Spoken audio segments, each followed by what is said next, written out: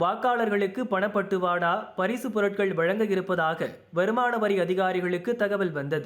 அலர்ட்டான அதிகாரிகள் இன்று காலை முதல் ஓட்டேரி, ஏழுகிணறு, கொண்டித்தோப்பு, புரசைவாக்கம் ஆகிய 4 இடங்களில் சோதனை நடத்தி வருகின்றனர்.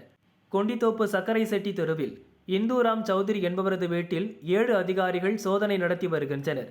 இங்கு கட்டுக்கட்டாய் பணம் பறிமுதல் செய்யப்பட்டுள்ளதாக முதற்கட்ட தகவல் வெளியாகியுள்ளது. சௌத்ரி எலக்ட்ரிக்கல்ஸ் என்ற நிறுவனத்தை இவர் நடத்தி வருகிறார். கொண்டித்தோப்பு ரைஸ்மில் தெருவில் உள்ள இவரது மற்றொரு வீட்டிலும் சோதனை நடக்கிறது. சௌத்ரி வீட்டில் இருந்துதான் அரசியல் கட்சி நிர்வாகிகளுக்கு பணப்பட்டுவாடா நடந்ததாக எழுந்த புகாரில் சோதனை நடக்கிறது. எந்த கட்சி நிர்வாகிகளுக்கு பணம் வழங்கப்பட்டது, இதன் பின்புலம் யார் என்பது குறித்து அதிகாரிகள் விசாரணையை துவங்கியுள்ளனர்.